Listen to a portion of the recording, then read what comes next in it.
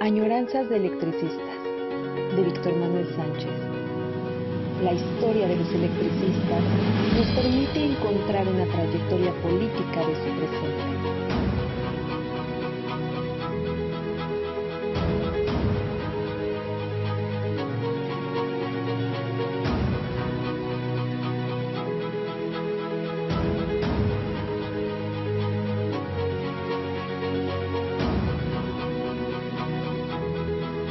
Comenzamos.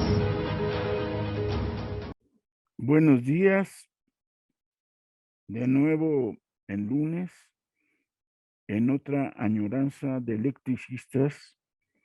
Esperamos que en esta ocasión logremos concluir con el tema que estamos trabajando, porque han dicho, siempre me han comentado que en realidad estos temas o los temas generales que se dan así deberían de ser de menos tiempo. Cuando se organizan conferencias, mesas redondas o como ahora le llaman conversatorios, que no veo el caso que le llamen así porque todo el mundo en realidad presenta una ponencia. A cada participante de mesa redonda le dan unos 20 minutos máximo.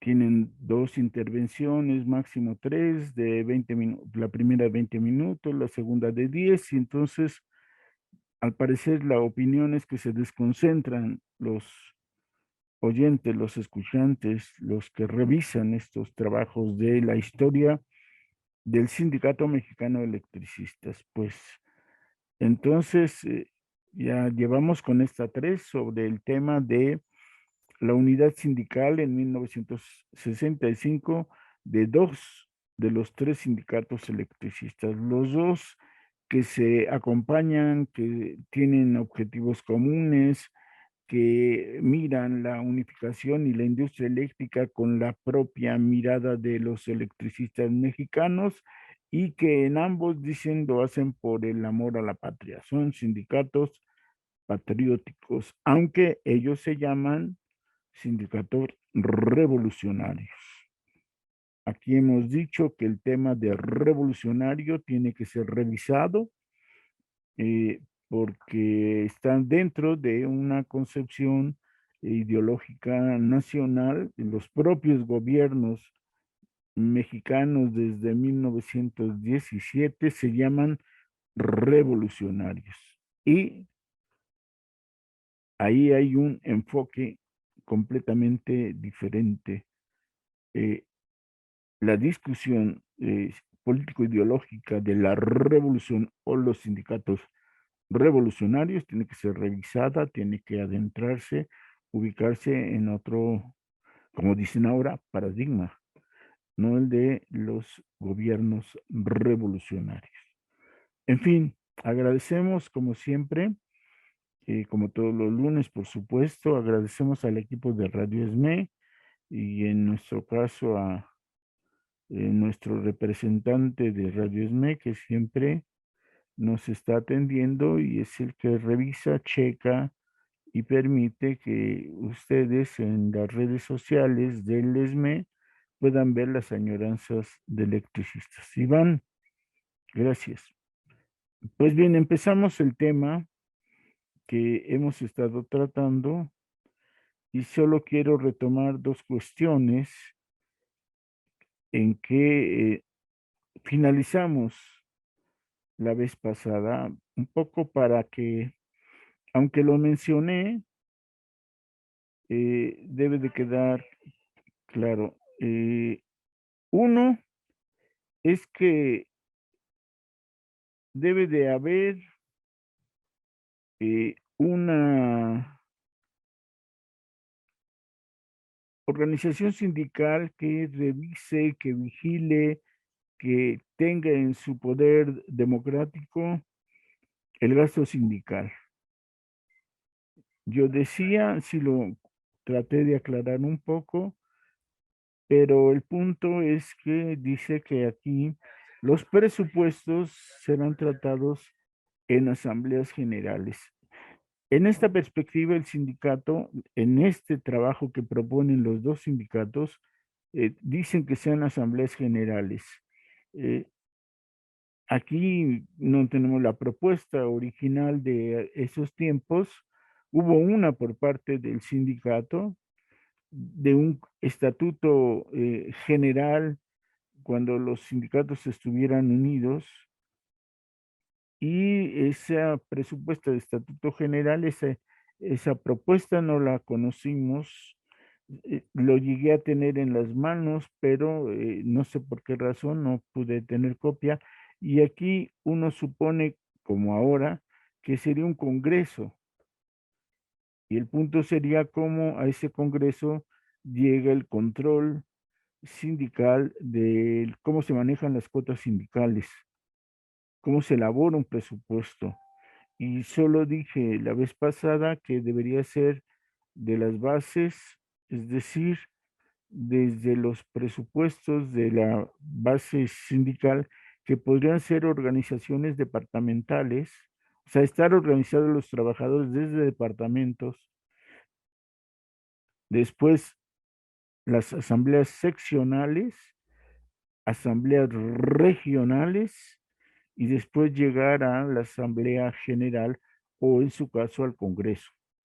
Entonces, el procedimiento de aprobación del presupuesto y de cómo se controlan las cuotas sindicales va desde el principio, ubicar concretamente las cuotas sindicales, cómo se reúnen y qué parte, qué cuantía, qué porcentaje le va a tocar a cada uno de los niveles de cuotas sindicales. Eh, de tal manera que la gran discusión sería quién se le queda la mayor cantidad de cuotas sindicales. En la tradición que conocemos, la cuota sindical la tiene la dirección, el comité ejecutivo, en el caso del ESME, el comité central. Es, ha sido así por tradición. Sin embargo, esta discusión que tienen aquí y esta nueva idea probablemente podría ser diferente. Probablemente, y sería muy bueno después de la discusión de qué es un sindicato revolucionario, seguramente debería de fortalecerse más a las bases y que tuviera poco control o poco presupuesto sindical la dirección, que ha sido la tradición, o sea, una socialización de las cuotas sindicales en vez de una concentración en el Comité Ejecutivo Nacional. Entonces, debería quedar claro que el control viene desde abajo y que entonces el comité, en lugar de seguir la tradición de 60% o 50% de las cuotas sindicales se quedan en poder del comité ejecutivo, al contrario, 10%, después quizá 20% a las áreas estatales, a las secciones estatales, y la mayoría que quedara o en la sección, perdón, en las regionales o en las departamentales. Esta discusión se tendría que dar. Por ejemplo, en las cuotas se da de las cuotas sindicales, y hubo una discusión y una modificación de la cuantía eh, que se daba a los representantes sindicales, y fue curioso porque en la última modificación que se hizo de cómo se distribuye una cuota para los representantes, y la tradición es al comité, al secretario general, es decir, a los que tienen los cargos de mayor poder y manejo y movilidad y control, es decir, al secretario general se le da la mayor cantidad de dinero en apoyo para su trabajo sindical. Cuando se hizo la propuesta que predomina en este medio, propuse que a los representantes sindicales se les diera mayor cantidad de dinero en lugar del secretario general. Entonces, predominaban la propuesta que comenté a los representantes de la Comisión de Trabajo, después al comité al revés.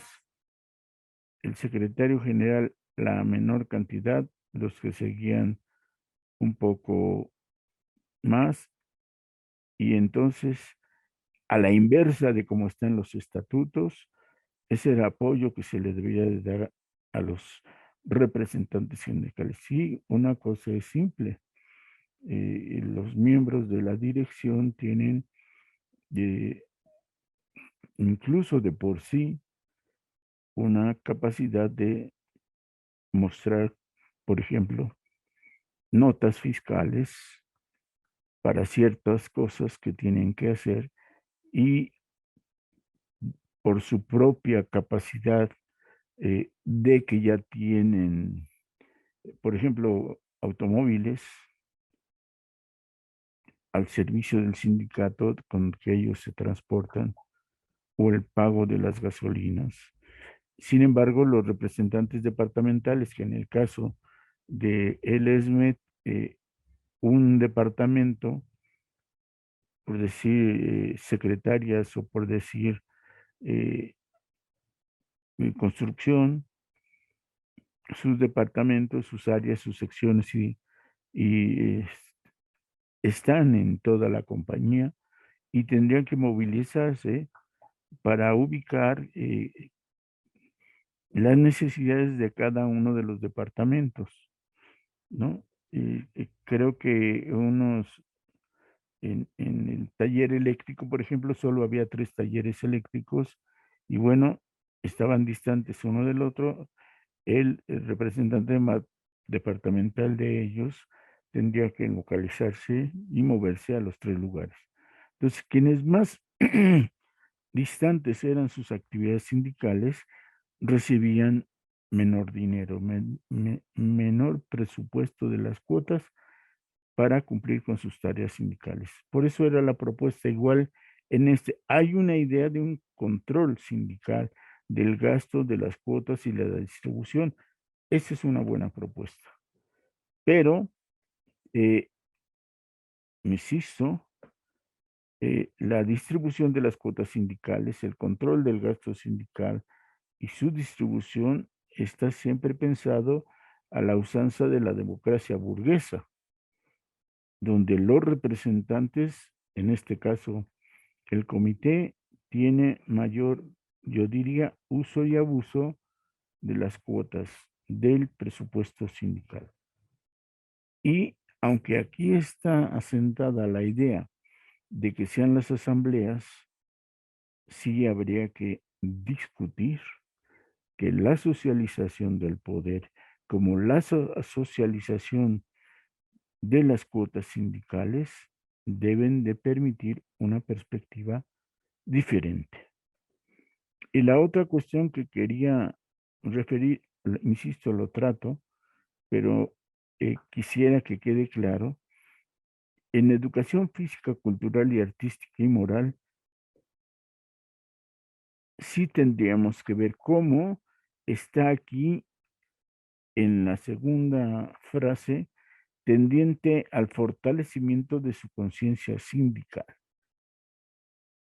Y dice que debe ser preocupación básica del sindicato, es decir, hablamos de los ciclistas, hablamos de los futbolistas, mantener, por ejemplo, el carácter amateur del fútbol que estuvo en los inicios del equipo Necaxa de los 11 hermanos y fomentar, como dicen los estatutos del ESME, el bien común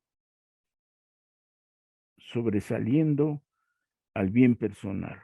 Y entonces, la formación que cree una conciencia sindical proletaria, una conciencia de grupo, una conciencia del colectivo, como dice, artística y moral, lejos de la perspectiva capitalista, lejos de los montos dinerarios, una capacidad artística, por ejemplo, con obras que recreen, que fortalezcan, que amplíen, profundicen la conciencia sindical.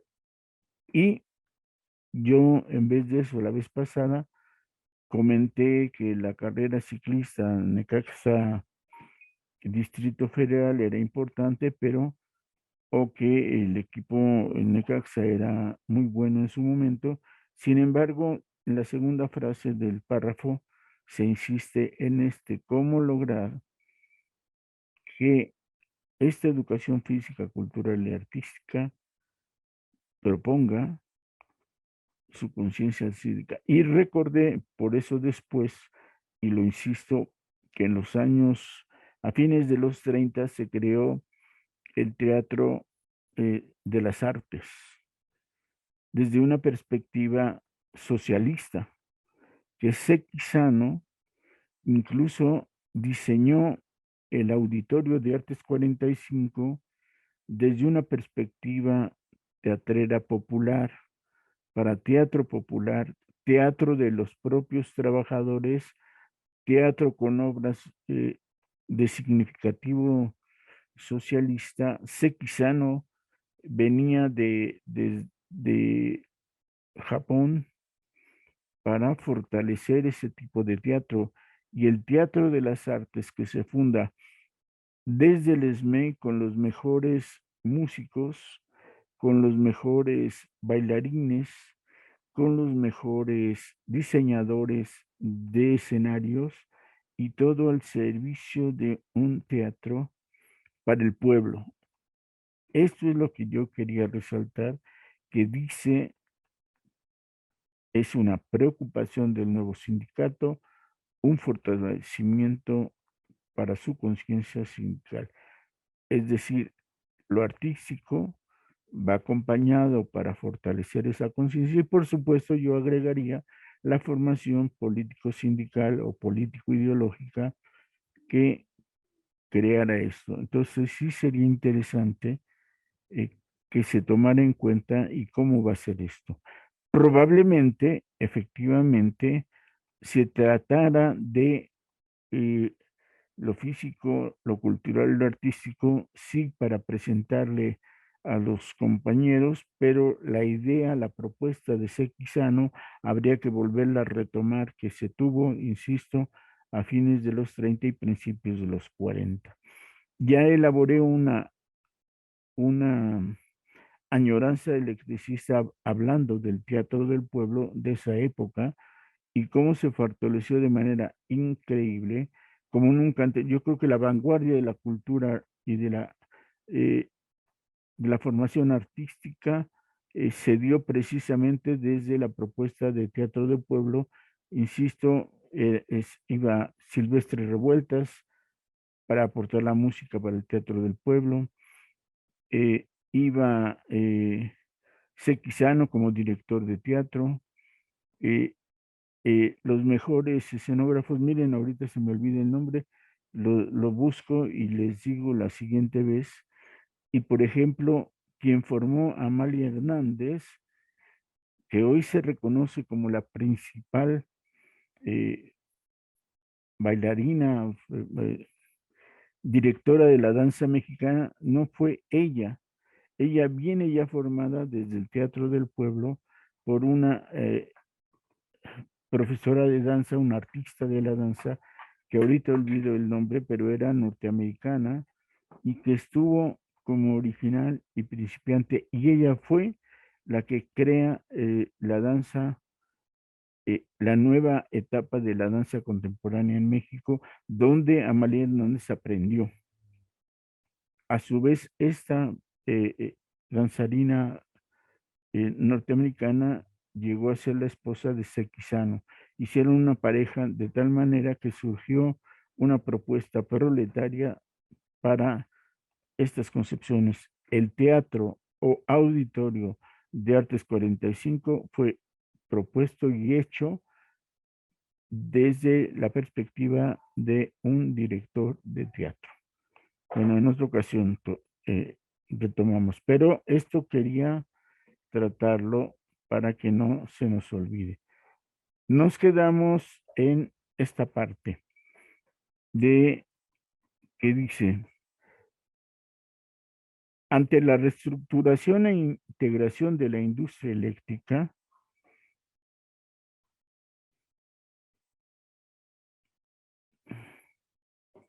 ante la integración de la industria eléctrica nacionalizada, debemos conquistar un contrato colectivo único como resultado de un proceso que responda a las nuevas relaciones surgidas con la nacionalización, no solo para beneficio de todos los trabajadores electricistas, sino también de la industria y de la nación. Esta idea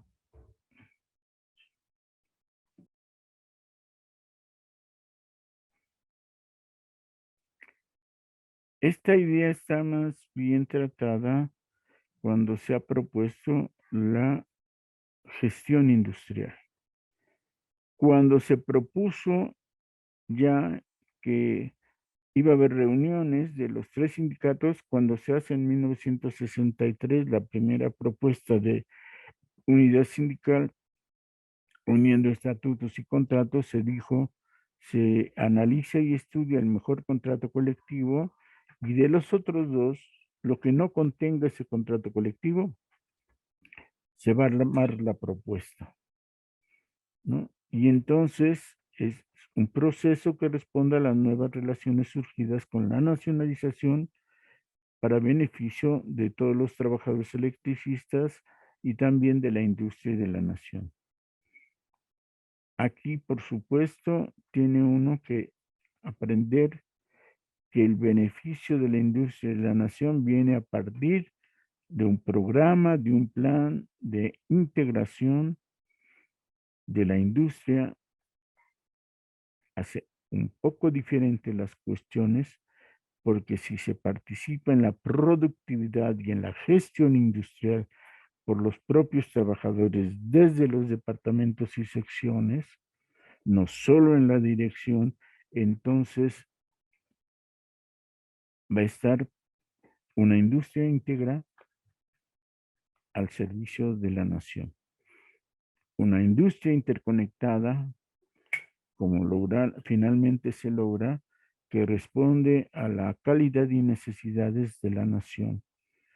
Y quiérase que no, un poco separado, a menos que en el contrato se hable de la gestión industrial y del control desde los círculos de base, desde los círculos de productividad, y entonces podría estar en el contrato colectivo a partir precisamente de que la productividad surge de abajo hacia arriba.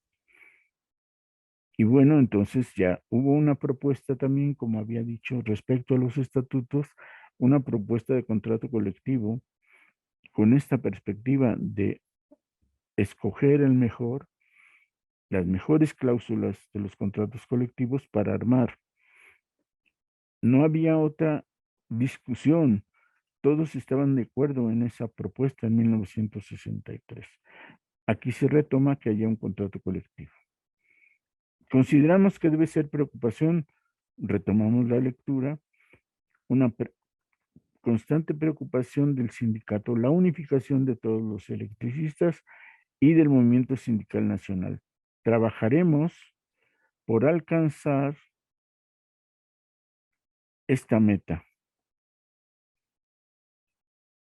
sobre la base del respeto al régimen interno de cada organización. Basado en estos principios, el sindicato unificado debe buscar los siguientes objetivos.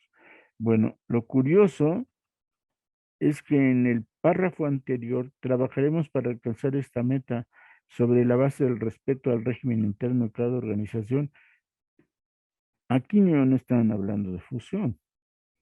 Si tienen el respeto al régimen interno de cada organización, da la idea en realidad de que se va a crear una federación. Este último renglón, esta última frase, da cuenta de que lo que se busca es una federación. No puedes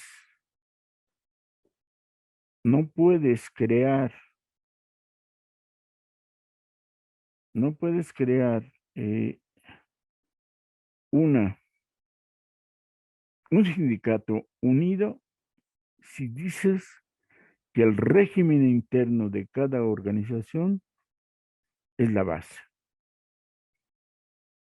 Todo lo que hemos leído, entonces con esta frase, con esta oración, cambia completamente. Veamos los objetivos, no está resuelto. Yo digo que quitaría este renglón, a menos que el propósito real sea, sigue un contrato colectivo, una federación, donde quede claro cómo se va a manejar el contrato colectivo de trabajo. Si le va a tocar,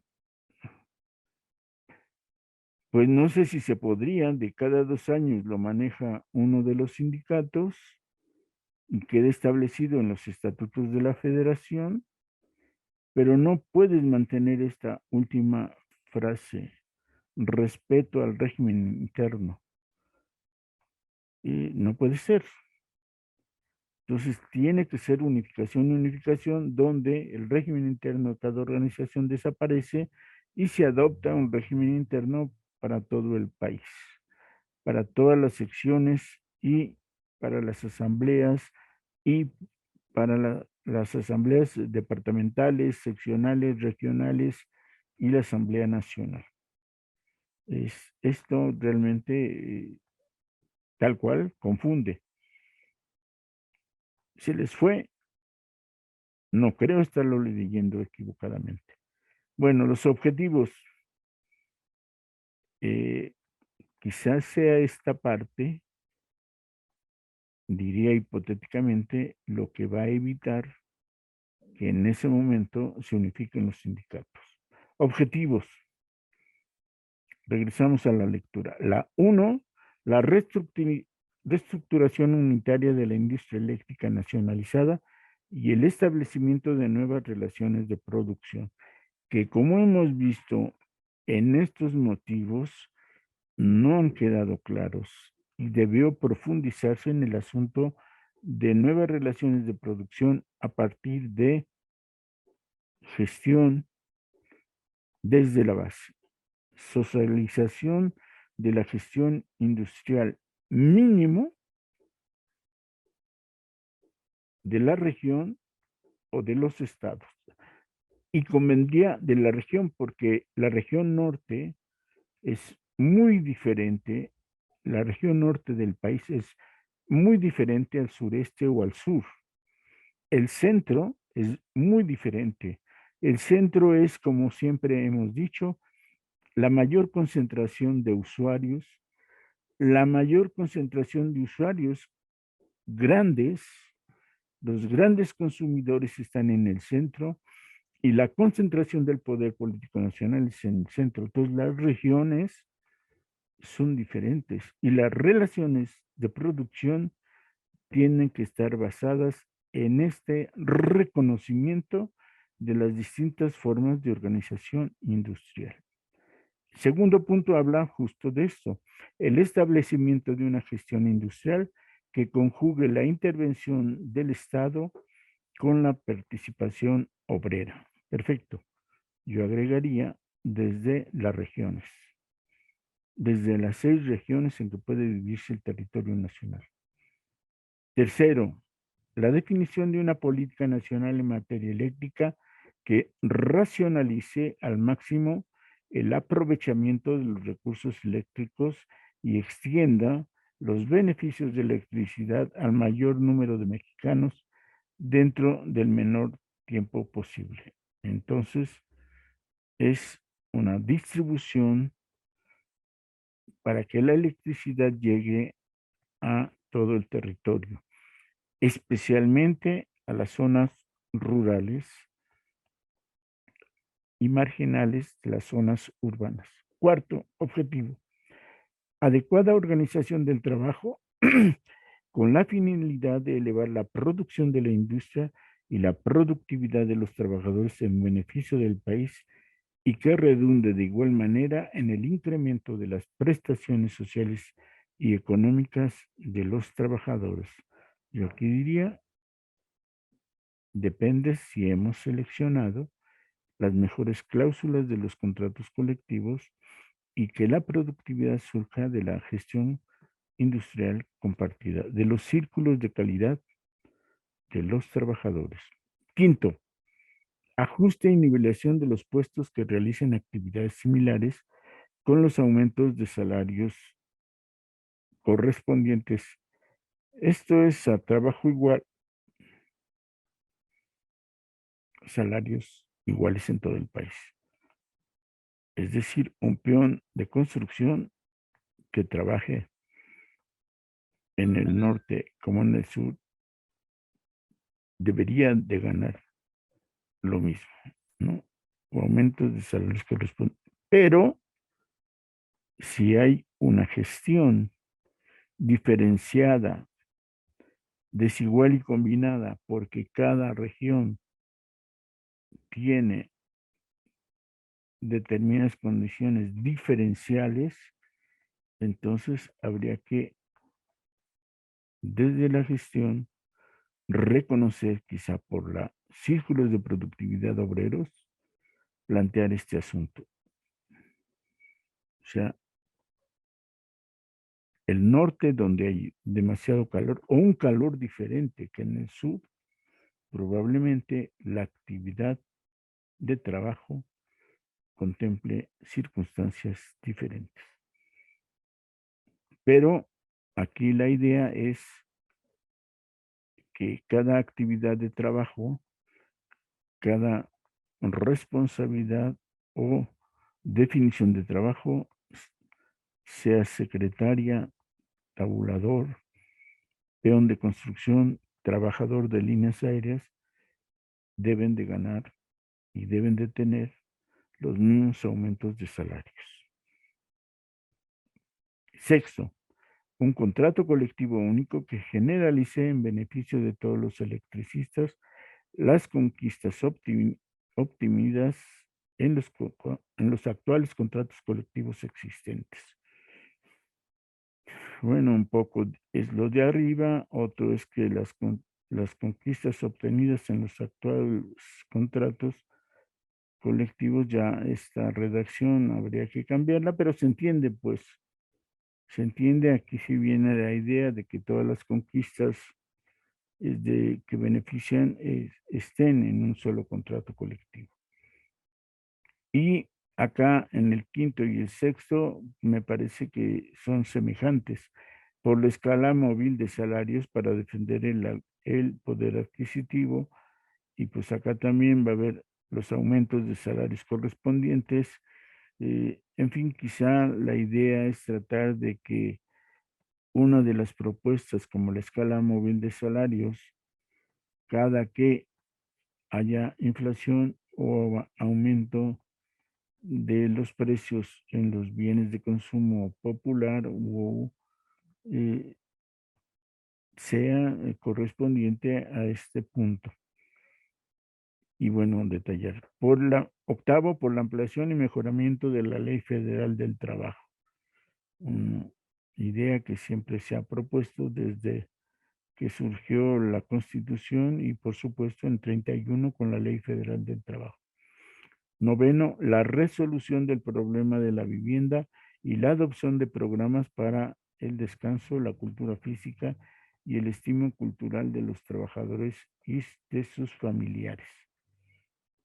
Acá habría que, según yo, separar desde la perspectiva sindical, como lo retomamos de nueva cuenta, y el problema de la vivienda planteado, como vamos a saber en los próximos años, se va a crear el Infonavit para resolver el problema de la vivienda, y desde el Seguro Social se van a crear instancias para el descanso, la cultura física y el estímulo cultural de los trabajadores. Entonces, sí habría que saber, cada sindicato ha adoptado para esos tiempos y un poco después diversas fórmulas como deportivos y que estuviesen en todo el país. Y el problema de la vivienda en México ha sido desde siempre uno de los principales problemas. Está contemplada en la Ley Federal del Trabajo el asunto de la vivienda. El asunto de la vivienda está claramente en el artículo 123 constitucional desde 1917. El patrón tiene obligación de proporcionar vivienda a sus trabajadores cuando sobrepasan, no sé si dice los 100 trabajadores, compete ya al patrón. Esta parte, esta fracción del artículo 123, cabalmente los patrones hacen caso omiso de esta preocupación. Pero bueno, es un buen objetivo, no podemos desterrarlo. 10º, acción constante para robustecer la conciencia social de los trabajadores, elevar su preparación sindical y vigorizar su acción mediante la unidad democrática y revolucionaria. Aquí, insisto, que era un poco lo que retomé, le llaman conciencia social. Ambos dirigentes de toda la vida, los dirigentes, de un lado siempre he dicho que ha sido Galván el dirigente tradicional de la Fentice y después del Ester, y todo el mundo le reconocía su definición trotskista. Por supuesto, el lenguaje que va usando Palomino, bueno, antes, por ejemplo, Agustín Sánchez Delín también se decía trotskista. Y yo creo que esta conciencia social muy bien pudo escribirse conciencia obrera o conciencia proletaria. No lo hacen. Y definitivamente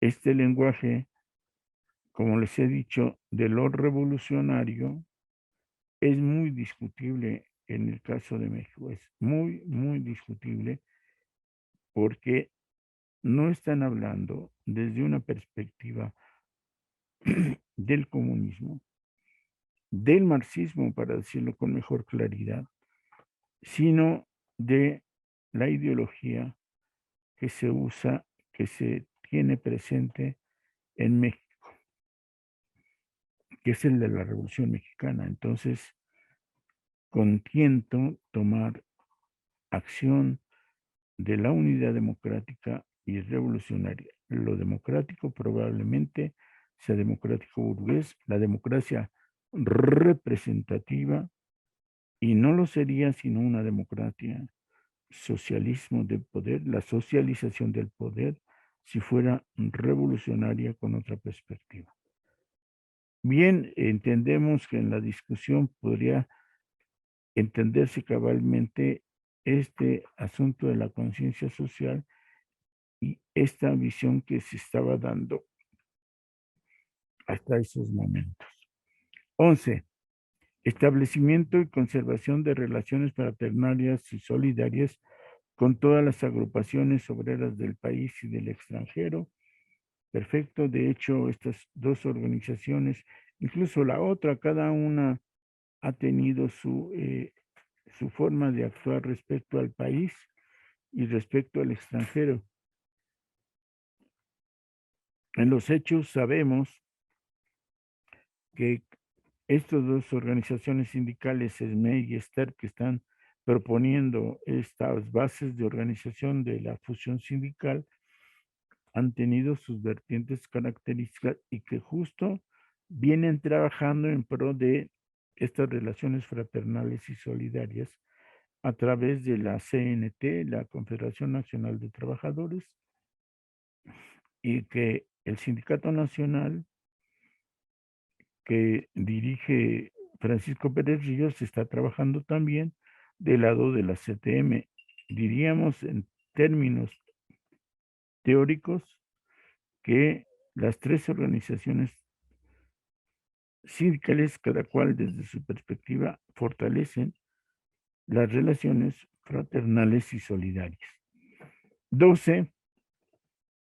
Y último, ejercicio pleno de la democracia sindical en la vida de la organización, respeto estricto a la voluntad de los trabajadores libremente expresada y acción permanente para conjugar el progreso del país con el mejoramiento de las condiciones de vida y de trabajo de los mexicanos.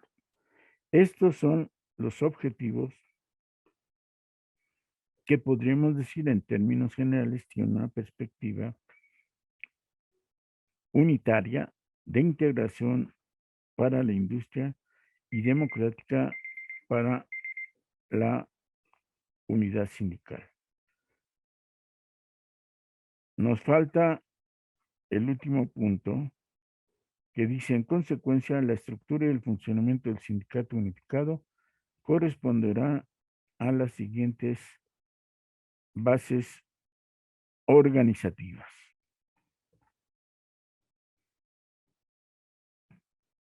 Bien,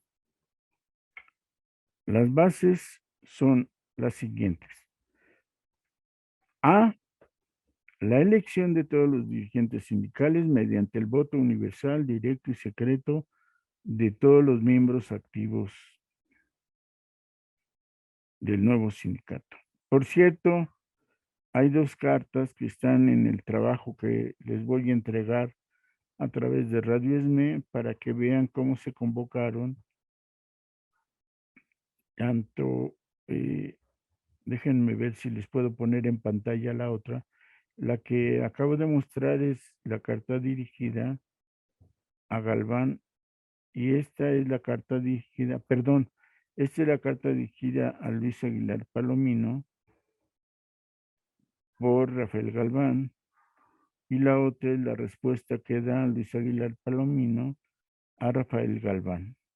Entonces están en este documento que les he comentado que para cada añoranza yo preparo lo que he encontrado en la investigación que hago sobre la historia del ESME y se los entrego escrito para que ustedes puedan consultar. Bajan de la página de Radio ESME el escrito y ya lo pueden o ver como ahorita lo hago yo en la pantalla de la computadora o le piden a uno de sus hijos, hermanos, hijas, quien tenga fácil acceso a las computadoras, se puede imprimir o se los ponen en pantalla y lo ven con calma. Es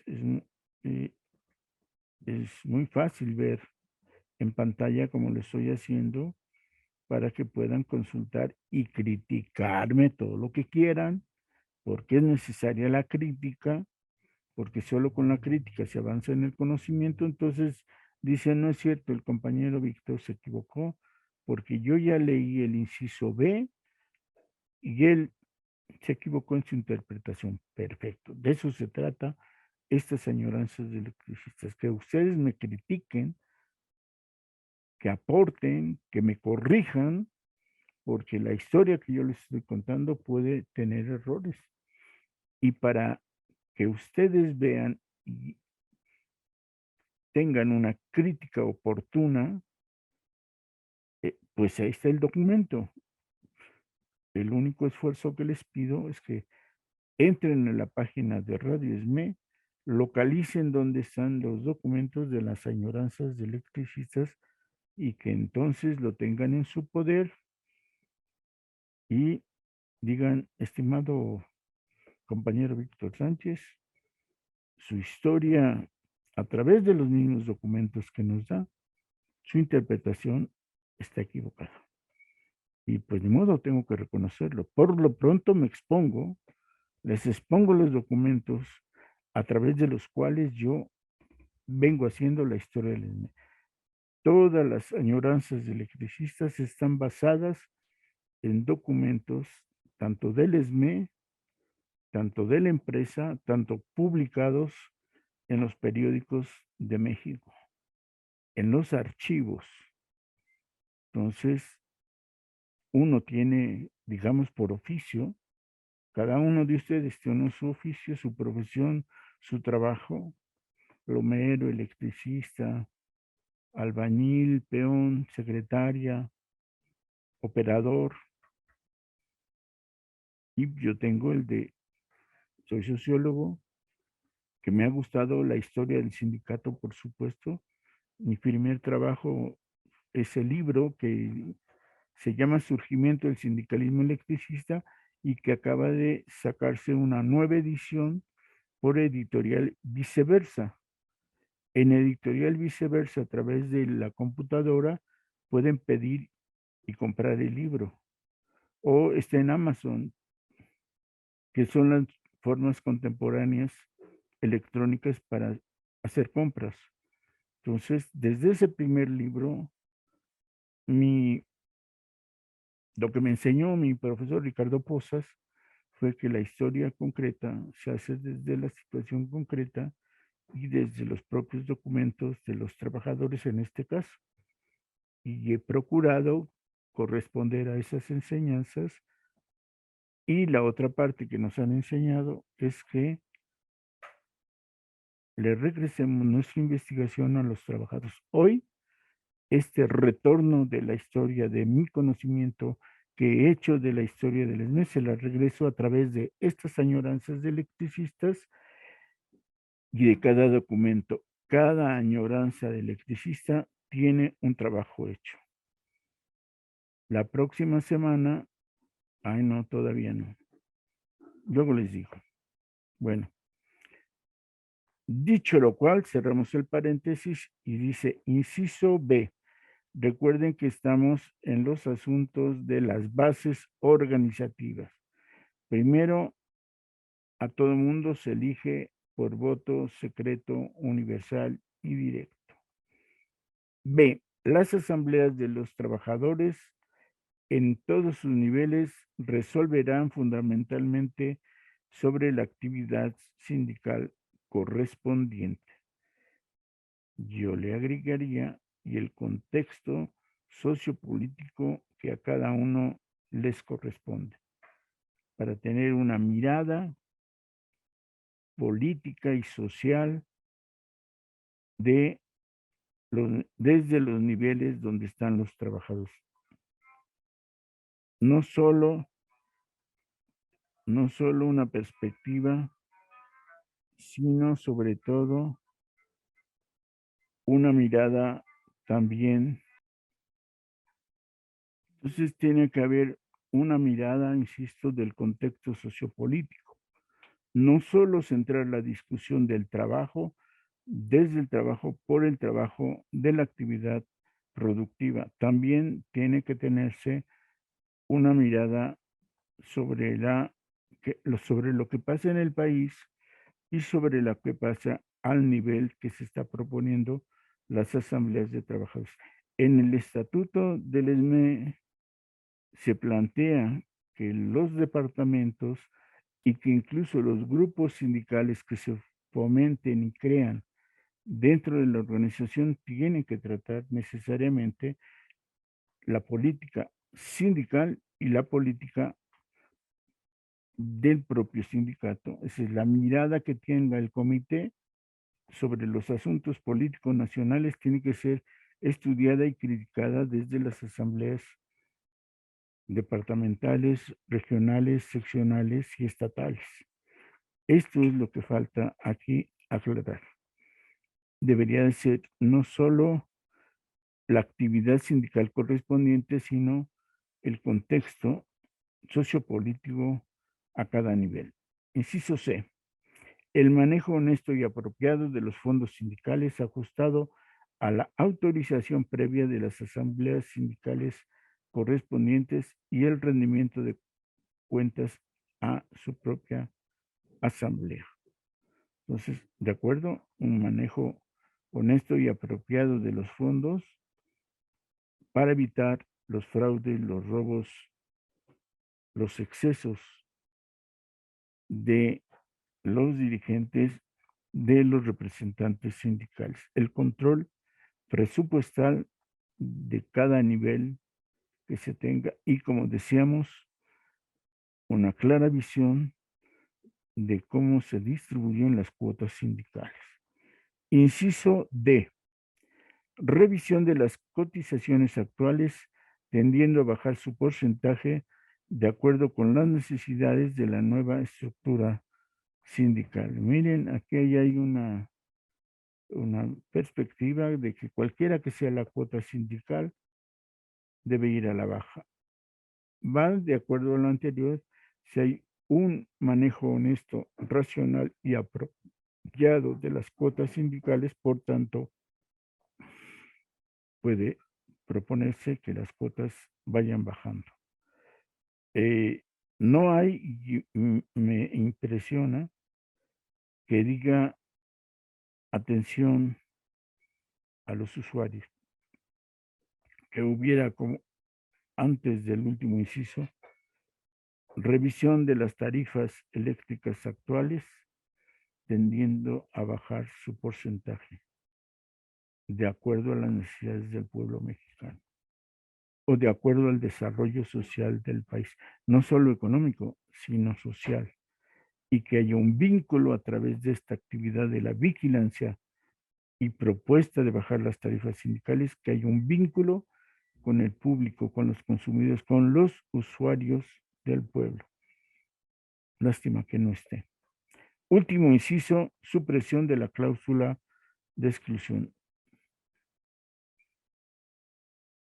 Esto es magnífico. En esos tiempos, yo diría que incluso ahora, muchos de los comités ejecutivos, especialmente en los sindicatos que llamamos charros, antidemocráticos y autoritarios, usaban esta cláusula para quitarse de encima los charros a las oposiciones internas que surgían en los sindicatos. Por eso traigo a colación el asunto de que en el ESME es el único sindicato, como varias cosas que tiene el ESME, es el único sindicato que permite y promueve la creación de la oposición, de grupos disidentes que permitan criticar incluso al propio secretario general. O sea, hay grupos disidentes que dice expresamente que su función es elaborar propuestas, programas que critiquen, por un lado, la política que lleva el comité central y por el otro, permiso obtenido y garantizado para que revisen todos los documentos de la tesorería para los grupos disidentes. Y si no se quita esta cláusula de exclusión, en realidad lo que se está aprobando es que ante cualquier disidencia se les expulsa, se enjuicia, se les declara enemigos de la organización, se les hace un juicio, se les expulsa. Y aún teniendo, como dice aquí, y sucedió, le va a suceder a Rafael Galván próximamente. Yo les decía al inicio de esta charla sobre estos objetivos y estas bases, que esto no se llevó a cabo. Ahorita comentaremos una idea, es porque obviamente se creó en 1972, pocos años después de 1965, se crea el SUTER y al propio Rafael Galván le aplican la cláusula de exclusión. Él crea un grupo disidente que todos conocimos, que fue nacionalmente conocida, la Tendencia Democrática, como un grupo de oposición, un grupo disidente dentro del SUTER, reconocido como impulsor dentro del SUTER de esta disidencia para retornar a la democracia, y sin embargo le aplican la cláusula de exclusión. Entonces, en alguna añoranza analizaremos los estatutos del SUTER para ver si se dejó o se quitó este inciso E, supresión de la cláusula de exclusión. Lo cierto es que él fue disidente en el SUTERM y el comité ejecutivo en el poder de Pérez Ríos le aplicó la cláusula de exclusión. Entonces, debe haber un sindicato donde el nuevo sindicato, según estas cuestiones que estamos leyendo, se permita, admita y promueva los grupos disidentes, la oposición que debe existir en todo sindicato democrático. Cuando, como le pasó a Galván, le aplican la cláusula de exclusión, el SUTEM desde un principio entonces ya no es democrático.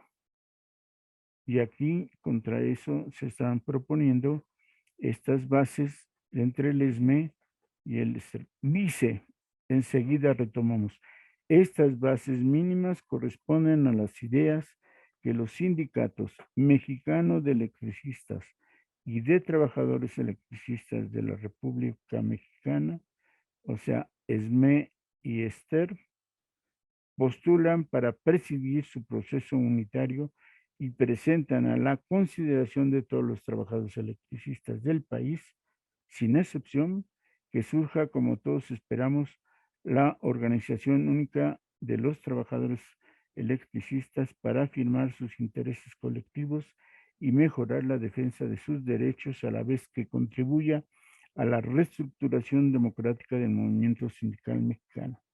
La exposición de motivos, las bases generales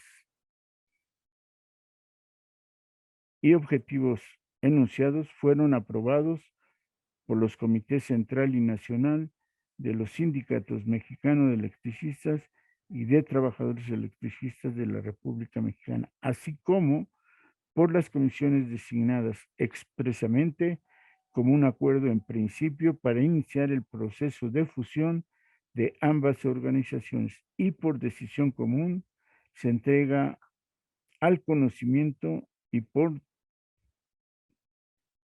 discusión y por, yo diría, la discusión de las bases sindicales para que el Congreso Constituyente, que debe convocarse a la mayor brevedad, recoge el sentimiento profundo de los trabajadores electricistas y lo traduzca en acuerdos para resolver sobre la estructura definitiva y funcionamiento del sindicato unificado. México, a 20 de abril de 1965.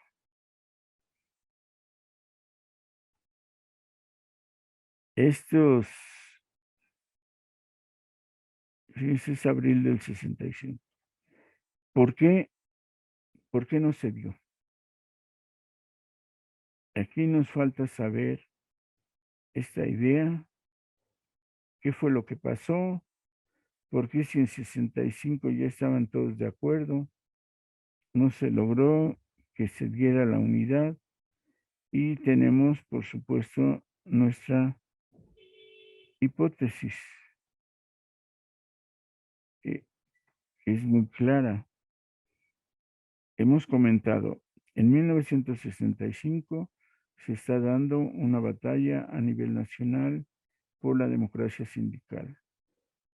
Estos dos sindicatos electricistas crearon la organización llamada CNT para ir afiliando a muchos sindicatos a esta Central Nacional de Trabajadores. Iban en busca de más territorio sindical en todo el país, luchando en contra de la CTM. La CTM a su vez había creado una organización para combatir a estos sindicatos independientes que se llamó Bloque de Unidad Obrera. En todo el país, la CNT estuvo creando sus respectivas organizaciones estatales y combatían al búho, o el búho combatía a la CNT. Iban creciendo. Era un país, recuerden todos, de un estado único, de un partido único, que había venido imponiendo y dictando las órdenes, ¿no?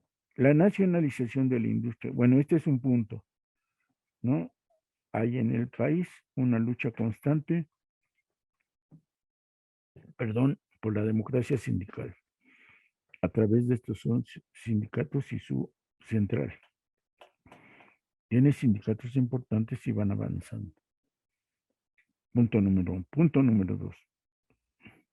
López Mateos inició la nacionalización de la industria eléctrica y la reestructuración de la industria era inevitable, tenía que realizarse y López Mateos lo estaba iniciando.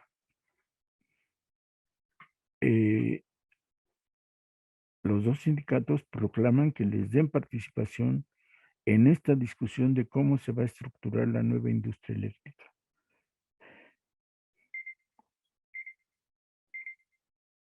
Y no les dan plena participación. Y por último y más importante, en 1965 el PRI ya había lanzado su nuevo candidato a la presidencia y eso nos sorprendió a todos.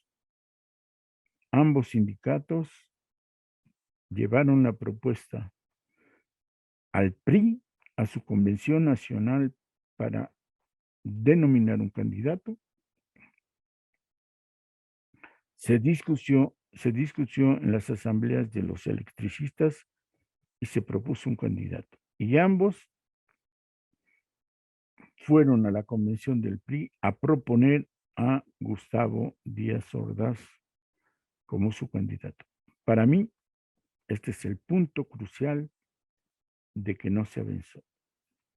Tuvo el candidato presidencial que, como todos sabríamos ya en aquella época, el último año del presidente se convierte en el primero del gobierno nuevo.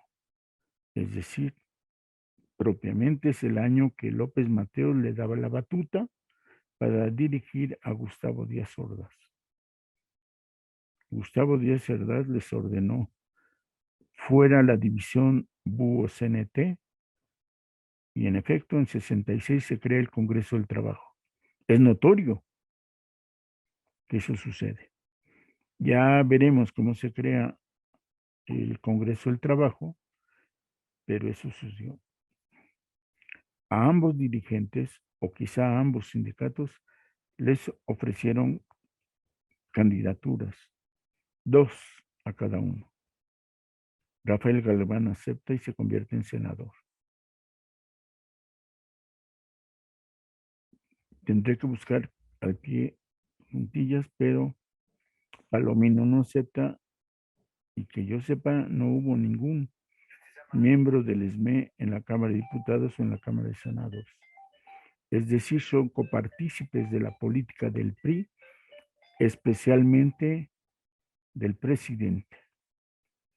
Con seguridad, estoy seguro, se ha de haber pensado que un nuevo contrato colectivo tan costoso, es decir, con las mejores cláusulas contractuales que hubiera tenido un sindicato fusionado, han de haber pensado es muy costoso. Es falso, pero bueno, no quita que esa perspectiva hubiera.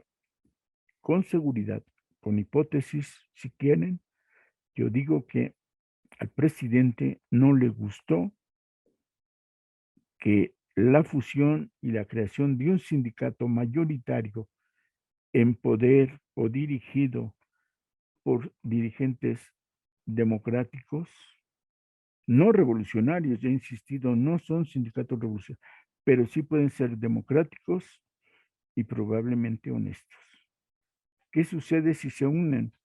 Se iban a convertir en el sindicato mayoritario en la CFE y dejarían de lado al sindicato de Pérez Ríos, al sindicato nacional.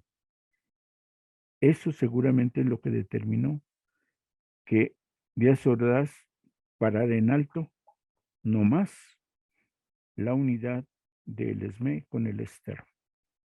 La razón fue política. Y la razón de Estado, la perspectiva del tipo de sindicatos que quiere el Estado mexicano, se resolvió en 1972. Al Estado mexicano no le gustan los sindicatos democráticos y obtuvo al sindicato que quería, al SUTER, dominado, ejercido con una política charra por Francisco Pérez Ríos. Entonces, este intento se detuvo por Díaz Ordaz y yo diría con aceptación de esta propuesta, es decir, bajaron sus pretensiones Palomino y Rafael Galván. A muchos de los que saben un poco de la historia del ESME, de los que consideran la propuesta única y salvadora Rafael Galván, lo que acabo de decir no les va a gustar, pero el hecho es que la fusión propuesta en 1965 no avanzó. Bien, se acabó el tiempo. Esta fue la añoranza de electricistas del día de hoy. Nos vemos el próximo lunes en otra añoranza de electricistas. Les tengo una sorpresa, véanos en 8 días. Hasta entonces. Síguenos a través de www.radiosme.org.